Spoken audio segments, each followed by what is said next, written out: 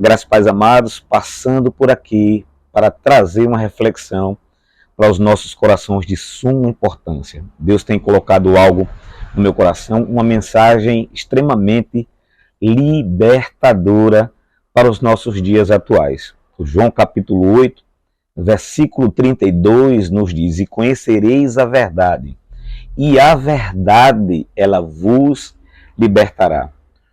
Conhecimento da verdade, segundo as Sagradas Escrituras, é que nos dá condição de sermos livres. Mas nós precisamos entender de que se trata essa liberdade, do que precisamos ser livres. Muitas das vezes, por não entender as Sagradas Escrituras, por não conhecer a verdade, nós vivemos enganados, sendo ludibriados pelo inimigo de nossas vidas. Nós somos roubados, nossos sonhos são roubados, nossos projetos são manchados e o inimigo ele faz um grande desastre em nossas vidas, na nossa alma, no nosso coração, no nosso interior, gera uma turbulência em nossa vida, coloca a sua venda nos olhos de nossas vidas para que nós não venhamos enxergar aquilo que Deus tem de tão precioso para o seu povo, para nossas vidas, porque a palavra de Deus nos garante que o Senhor tem coisas grandes, coisas que os olhos não viram, não chegou aos ouvidos de ninguém, o que Deus tem preparado para aqueles que amam ao Senhor. Mas nós sabemos que assim como Deus, Ele tem um projeto para a minha vida e para a sua vida. Como Deus tem um plano para a minha vida, para a sua família, para os seus filhos. Os pensamentos do Senhor são mais altos do que os nossos pensamentos. Pensamentos bons, pensamentos de bênção, pensamentos de vitória, pensamentos de restauração, pensamentos de vida. O inimigo de nossas almas, ele tem o seu projeto. Deus também tem um projeto para nossas vidas. E nós precisamos identificar quais são as ações, quais são os projetos que estão sendo colocados em nossa alma, em nosso coração, de onde está vindo a fonte daquilo que nós ouvimos, entra na nossa mente, entra no nosso pensamento, desce para a nossa alma e começa a criar, a formar situações, sentimentos e pensamentos. Nós precisamos identificar, porque a palavra de Deus diz que nós temos que discernir os espíritos, não dê crédito a todo e qualquer espírito, mas examinai se procede de Deus ou não. Vivemos em um campo muito delicado entre aquilo que o inimigo, a atuação do inimigo e a atuação do nosso Deus.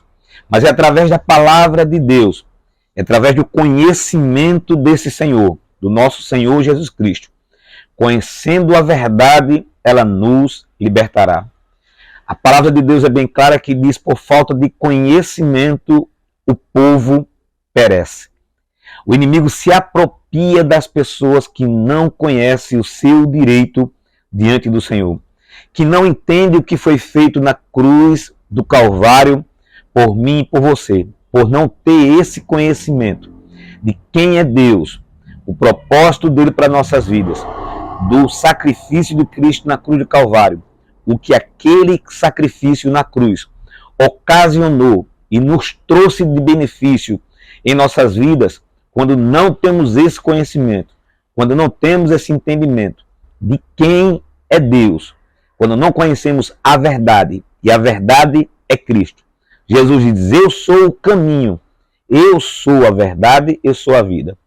Quando nós não desconhecemos a verdade, desconhecemos o verdadeiro fundamento da morte de Cristo, nós estamos sujeitos a ser enganados pela astúcia do inimigo, colocando sobre a sua mente, colocando sobre nossa mente os seus pensamentos, as suas malícias, os seus planos, os seus projetos bem elaborados, que chamam a nossa atenção, que são formosos aos nossos olhos, ideias preciosas, ideias mirabolantes, algo que enche o nosso coração e nos atrai, mas que por trás de tanta proposta, de tanta coisa bonita, de tanta coisa bela, existe nas mãos do inimigo correntes e algemas para, no momento certo, aprisionar sua mente, aprisionar o seu coração, aprisionar as nossas vidas. E é esse tema que Deus me despertou para falar convosco. A palavra de Deus vai dizer que em um dado momento, Pedro recebe uma revelação de Deus. Jesus pergunta para os seus discípulos o que os homens acham de quem é Jesus. Quem sou eu aos ouvidos dos homens? Quem sou eu na boca, nos lábios dos homens, aí fora das pessoas que não andam comigo? E naquele momento, Pedro, ele diz, uns dizem que é um dos profetas, outros dizem que é o espírito de Elias, outros dizem que é qualquer um, ou seja, são vários pensamentos, são várias opiniões das pessoas a respeito de Cristo. Mas naquele momento, o próprio Pedro ele diz, tu és, Jesus pergunta, e vocês? O que diz que eu sou? Vocês que andam comigo, vocês que dormem junto comigo, vocês que comem junto comigo, que estão diariamente comigo, para vocês, quem sou eu? Isso é de grande importância, saber quem é Jesus para você, quem é Jesus para mim, o que ele significa para mim, o que ele representa para mim. E isso faz toda a diferença. Naquele momento, Pedro chega e dá resposta para Jesus e diz, tu és o Filho de Deus. Naquele momento, Jesus diz, não foi carne e nem sangue que te revelou, Pedro, quem sou eu, mas o Todo-Poderoso, o Pai Eterno, te revelou quem sou eu. Naquele momento, Pedro recebe um elogio de Jesus, mas em seguida, há poucas horas, ou há poucos dias, o inimigo encontra de alguma forma uma brecha na vida de Pedro, que andava lado a lado com Jesus, que estava sempre entre os três mais próximos, e o inimigo se utiliza da boca de Pedro para impedir um propósito na vida de Cristo. O propósito que Cristo tinha era de ir para Jerusalém, o propósito que Cristo tinha era de ir para a cidade, e ali na cidade Jesus ia ser preso, Jesus ia ser humilhado, Jesus ia ser arrastado, Jesus ia ser crucificado, e ali na cruz do Calvário, Jesus iria dar o brado de vitória, dizendo, tetelestai, feito está. Ali ia ser consumado tudo. O inimigo sabia que se Jesus fosse para a cruz e servisse como sacrifício vicário, que foi justamente com esse propósito que Jesus veio, Satanás sabia que iria perder milhões de pessoas naquele momento. Por isso, Satanás se utiliza daquela pessoa mais próxima de Jesus para o impedir que Jesus fosse até lá. Mas o que eu quero chamar a atenção para os nossos corações, para entendermos e enxergarmos além do que está por trás daquilo que é falado aos nossos ouvidos. Preste bem atenção nisso que eu estou te falando. Tenha discernimento para discernir além daquilo que é falado aos teus ouvidos, porque nem tudo que chega aos teus ouvidos, por mais precioso que seja, por mais inteligente que seja, por mais aconselhável, amoroso, zeloso que chegue aos teus ouvidos tal palavra, tenha o discernimento para que você entenda de onde está vindo aquela fonte. Ainda que sejam palavras doces, ainda que sejam palavras inteligíveis, ainda que sejam projetos mirabolantes, não abrace totalmente sem, ao menos, poder descobrir, discernir de onde vem essa fonte. Porque Pedro chega para Jesus e disse: não, Senhor, de forma alguma nós iremos permitir que o Senhor vá para a cidade. O Senhor acabou, agora há pouco, quase seria morto, quase seria apedrejado. E o Senhor vai para lá. Não, nós não queremos que alguém lhe fira, nós não queremos que ninguém te machuque. Tu és o nosso mestre, tu és o nosso Senhor.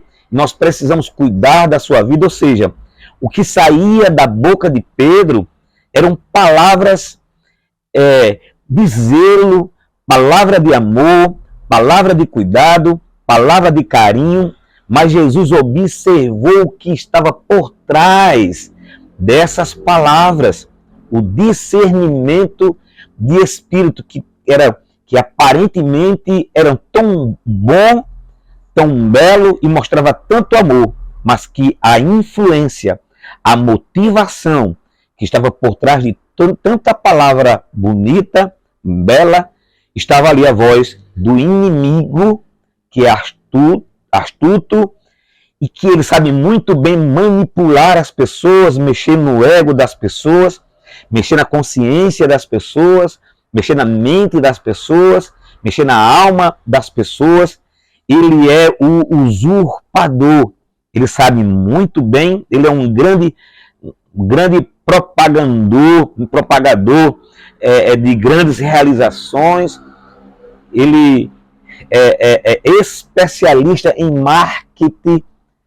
Se ele fosse um vendedor, uma pessoa como vendedor, seria o melhor vendedor, o melhor apresentador, seria uma pessoa totalmente de sucesso, porque nós lutamos com um ser que não é um ser de hoje, mas um ser que existe de milhares de anos e conhece muito bem Deus, sabe muito bem quem é Deus, e conhece a minha história, conhece a tua história, conhece a história dos teus pais, da tua família, e ele sabe muito bem como te cercar, sabe muito bem como te traumatizar e te paralisar, e sabe muito bem colocar as palavras.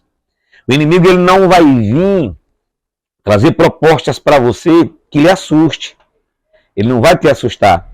Ele vai vir com propostas bem claras que você vai acatar. Você olha e vai dizer: perfeito, mas era justamente isso que eu estava precisando, é disso que eu preciso. E ele vai de alguma forma te distanciar. O objetivo do inimigo é te distanciar do propósito que Deus tem para a sua vida. O objetivo do inimigo é te paralisar para que você não realize o que Deus tem preparado para você. Deus tem um propósito, Deus tem uma missão na sua vida e, em nome de Jesus, não pense que o inimigo não vai tentar roubar, impedir de você completar essa missão. Muita coisa vai surgir. Ele vai levantar inúmeras dificuldades, contratar pessoas, enviar pessoas, do jeito que ele fez com Pedro, com Jesus. Imagine comigo, imagine com você. E somente tendo o discernimento do Espírito é que nós iremos conseguir. Essa palavra que Deus colocou no meu coração, ela é libertadora. Porque enquanto que a palavra diz que o inimigo ele veio para matar, roubar e destruir, ele veio fazer esses 3 tipos de situações na minha e na tua vida: matar, roubar e destruir. Porém, a palavra diz que Jesus veio para dar vida e vida em abundância. Há uma disparidade muito grande. Quando nós vamos para o livro de Isaías, capítulo 61, nós entendemos claramente ali, Isaías capítulo 61, qual é o verdadeiro propósito do Senhor Jesus Cristo, de uma pessoa que ela fala por boca de Deus, de uma pessoa que ela é direcionada por Deus. Nós entendemos a fonte através dessas qualificações aqui que o Senhor tem colocado. Isaías capítulo 61 fala do Senhor Jesus Cristo, do trabalho do ungido. E meditando a respeito disso, nós temos que entender quem eu sou. Eu sou propagador de quem? Eu sou um servo do inimigo ou servo de Deus? Eu sou boca do inimigo ou boca de Deus?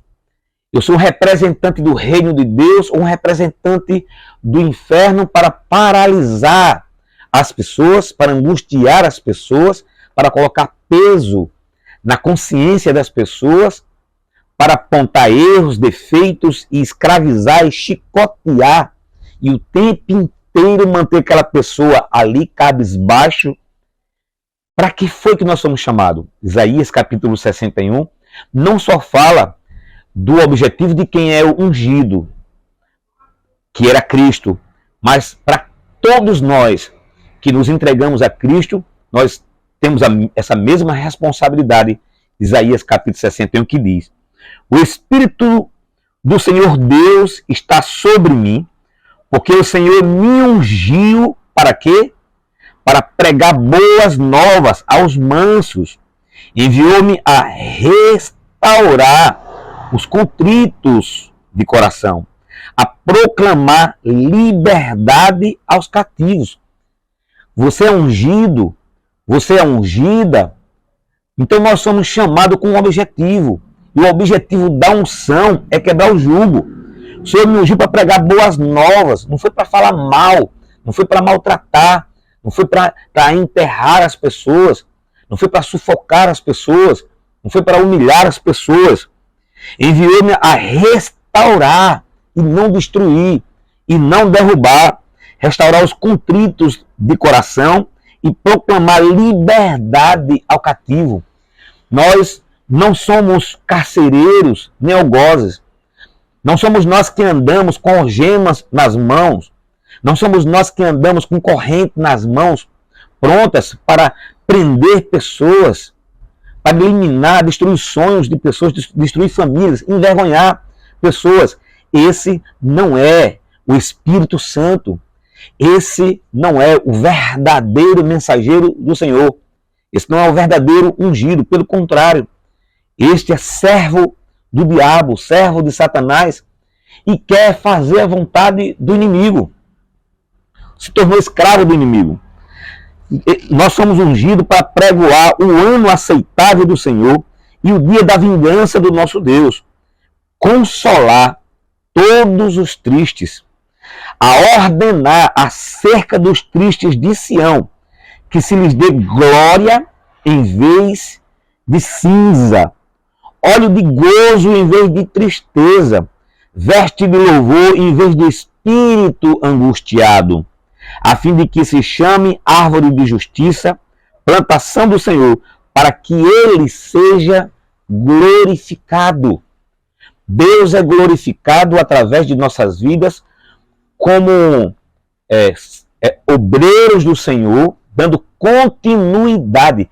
Nós fomos chamados para dar continuidade. Somos salvos, lavados, remidos, e agora nós damos continuidade ao trabalho, ao propósito do reino de Deus, dando continuidade ao que Cristo iniciou: salvar, curar, libertar os cativos angustiados. E o interessante é que ele não está falando aqui de cadeias físicas, mas é de cadeias espirituais e cadeias emocionais, que é onde o inimigo mais nos aprisiona. O inimigo aprisiona, tem andado aprisionando muitas pessoas, principalmente nas áreas da emoção. Quais são as áreas que mais o inimigo ele tem aprisionado pessoas? Peso da culpa, fardo pesado, onde Cristo diz: tomai sobre vós o meu fardo, que é leve, aprendei de mim. Olha só, aprendei de mim. O foco é Cristo, a chave é Cristo, o alvo é Cristo. Aprendei de mim, que sou manso e humilde de coração, e encontrareis descanso para a vossa alma. O ungido, ele traz descanso para a alma das pessoas. O verdadeiro ungido, ele tira fardos pesados e põe sobre essa pessoa um fardo leve. Mas se alguém colocar fardo pesado sobre você e se diz ser um ungido de Deus, mas coloca fardo, coloca culpa e te põe para baixo e te humilha e te faz parar e que quer te ver envergonhado, quer ter sede, tem sangue na boca, desejando que você passe vergonha, que a sua família passe vergonha, e essa pessoa se diz ser ungido de Deus, é um falso, é um mentiroso, é um instrumento diabólico para destruir a sua vida. Por isso, em nome do Senhor Jesus, faça uma reflexão na sua vida e veja qual é a fonte que está falando por sua boca. De onde está vindo isso que você está falando? Relacione cada palavra que você diz com as sagradas escrituras e veja que se há alguma coerência nas suas emoções, nos seus desejos, nas intenções daquilo que você fala com as sagradas escrituras. A Bíblia diz: examine-se, pois, o homem a si mesmo. Precisamos estar nos examinando as nossas intenções, as nossas motivações, para não cair no engano e achar que estamos servindo a Deus e sermos instrumentos do inimigo para atrapalhar a vida de pessoas, para prejudicar pessoas. No nome de Jesus, no nome do Senhor Jesus, que haja um despertamento no seu coração, na sua alma, a quem você está servindo e se você está gerando frutos para a vida ou está gerando frutos para a morte.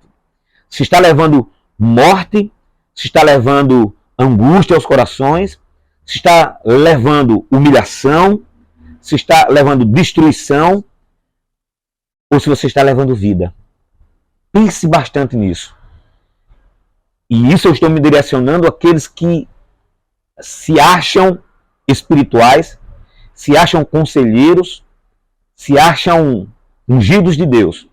Analise, reflita e tenha bom senso. E volte para a palavra. É uma orientação do Espírito Santo de Deus para a tua vida. E para aqueles que são vítimas, entendam uma coisa: o inimigo, ele vai se apropriar dos nossos erros. Enquanto que Satanás, ele se apropria das nossas deficiências, dos nossos erros, das nossas debilidades, dos nossos pecados, até porque quando nós nos convertemos, nós não estamos livres totalmente de erros. Não é como uma vara de milagres que estralou o dedo, pronto, perfeito. Não há nada mais, não há nenhum tipo, não há possibilidade nenhuma dessa pessoa que confessou a Cristo errar mais. A partir de agora, ele é impecável. Ele não vai pecar mais em área nenhuma, ele não vai pecar mais em pensamento, ele não vai pecar mais em sentimentos, ele não vai mais se irar, ele vai ser uma pessoa branda o tempo todo, vai ser uma pessoa amorosa o tempo todo, vai ser uma pessoa carinhosa o tempo todo, ele não vai discutir em trânsito, ele não vai discutir em casa, ele vai ser aquela pessoa que vai ser uma pessoa totalmente transformada assim, no estralar de dedos. Não é assim. A salvação, a santificação, ela é progressiva. E se ela é progressiva, é um processo de santificação, de erros e acertos. Porém, o nosso inimigo, o alvo do inimigo, são os nossos erros. Nós, os nossos erros, as nossas limitações, os nossos defeitos, os nossos pecados, servem de instrumento, de matéria-prima, para o inimigo nos escravizar. Guarde bem isso. Os seus defeitos, os seus pecados, as suas debilidades, a sua insuficiência, elas vão servir de arma nas mãos do inimigo contra você, para lhe culpar. Escolhas erradas que, porventura, você fez. Quem porventura, em algum momento, não fez uma escolha errada, quebrou a cara, se decepcionou e talvez esteja pagando um alto preço por isso. E aí o que é que acontece? O inimigo se apropria desse teu erro lá atrás. E ele se encarrega em o tempo inteiro estar condenando, apontando, colocando o dedo na ferida o tempo todo, para que você não consiga se libertar daquela escolha errada que você fez. E o tempo inteiro, quando ele não vai, ele contrata as pessoas que já levam as suas caixinhas de alfinete bem envenenadas, que são setas envenenadas para inflamar a tua alma, para te manter magoado naquela área, para te manter inflamado naquela área. São dardos inflamados. Esses dardos inflamados eram usados por caçadores que envenenavam a ponta da lança dos dardos, jogavam no animal, feria o animal muitas das vezes não morria por conta da ferida, mas por conta do veneno que havia na ponta do dardo. E o inimigo ele trabalha com flechas, com dardo, com pau, com espada, trabalha nesses 3, 4, 5, 6 níveis. Ele trabalha, ele tem inúmeras ferramentas para destruir a sua vida. E o que eu quero dizer com isso? Que nós não podemos ficar presos, entender que todos pecaram e destituídos foram da glória de Deus. Esses que são enviados pelo inimigo, contratados pelo inimigo, que nem sabe como Pedro. Pedro falou por boca do inimigo, emprestou a boca para o inimigo, se tornou servo do inimigo naquele momento, porta-voz do inimigo naquele momento, mas ele não percebeu. E muitas das vezes são pessoas, irmãos nossos, pessoas próximas nossos, parentes, familiares, que o inimigo, por algum motivo, consegue usar seus lábios para entristecer você, para acusar você, para apontar você, para que você não se levante, para que você não prossiga. E é aí onde você tem que ter toda a sabedoria. Você não deve ficar com raiva da pessoa, ela está sendo influenciada. Jesus repreendeu Satanás. Jesus não repreendeu Pedro. Jesus não tirou Pedro do círculo de amizade. Jesus não expulsou Pedro. Jesus não maltratou, humilhou, não disse nada com Pedro.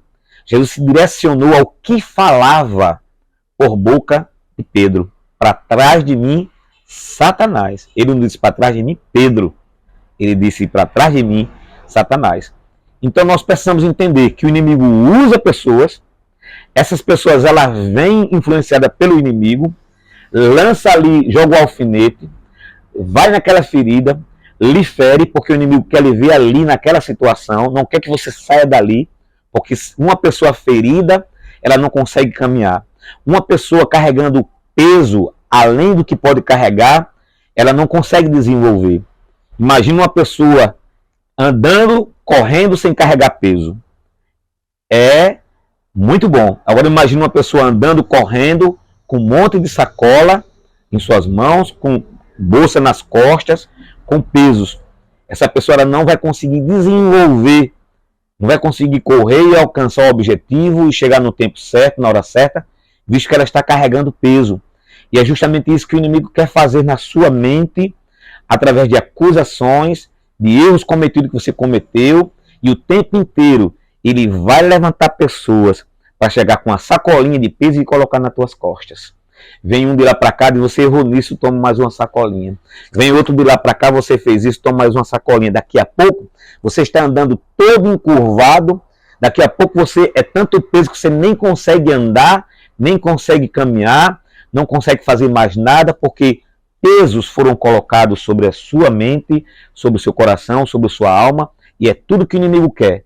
Deixar você trancafiado dentro de um quarto, deixar você trancafiada dentro de uma casa, deixar você sem desejar ir à presença de Deus, sem estar em comunhão com os irmãos, porque aí o inimigo começa a colocar na mente da gente que a causa do que você está passando são aquelas pessoas que te cercam, são os irmãos, e aí o inimigo consegue colocar você contra os irmãos, e nós precisamos entender que não são eles, é o que fala por boca deles, falta de vigilância deles. Precisamos entender que o inimigo ele causa a separação, o inimigo ele causa a divisão. O inimigo de nossas almas ele roda ao nosso redor como um leão, bradando né? E querendo ver quem pode tragar. E quando nós olhamos isso em uma cena real, de um leão querendo pegar uma presa, ele espera que aquela presa esteja sozinha, doente, cabisbaixo. Pode observar. Em uma cena real, quando nós assistimos no reino animal, tá aquele animal mais frágil, andando devagarinho, um pouco distante do grupo, e é ali onde o inimigo vem e rouba aquele animal, mata aquele animal. Assim é o inimigo de nossas almas. Qual é a revelação que eu estou trazendo para você hoje? A palavra de Deus nos diz claramente: filhinhos, não pequeis. Todavia, se você pecar, você tem um advogado junto ao Pai, Cristo Jesus. Nós temos um advogado. Jesus morreu na cruz do Calvário.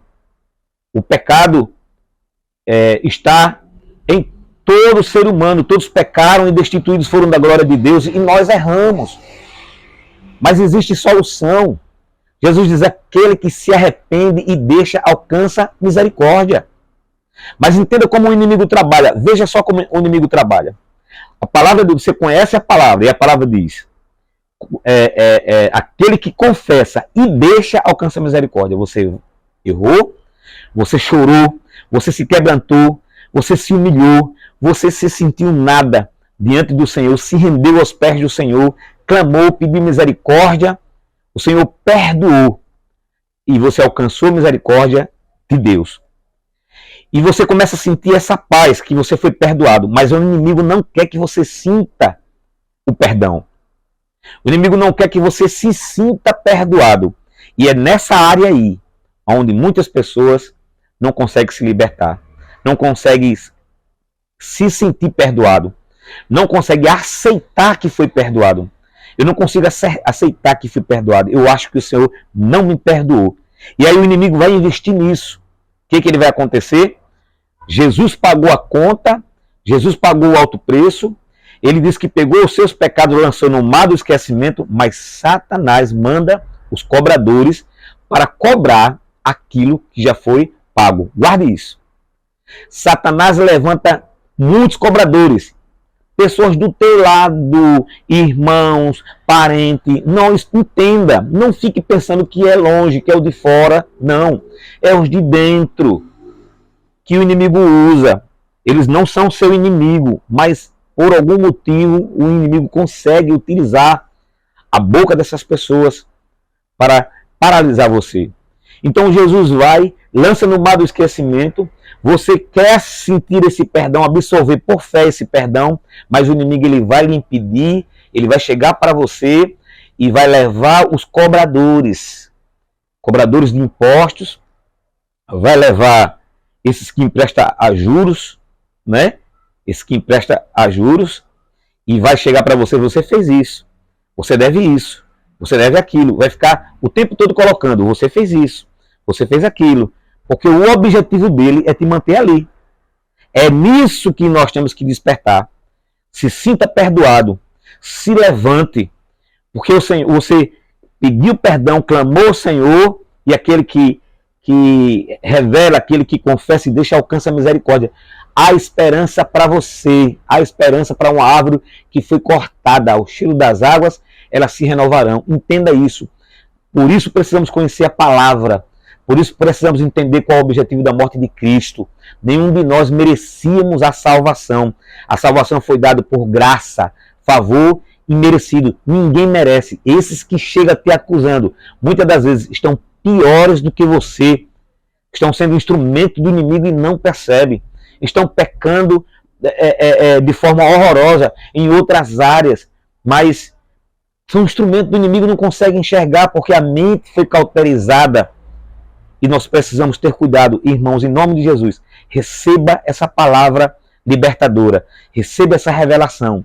Não deixe que nada te oprima. Não deixe que ninguém jogue lixo na sua alma. Se levante. Deus quer te ver de pé. Deus quer te ver livre. Deus quer que você conclua o seu chamado, faça a sua obra, que você cumpra o seu ministério.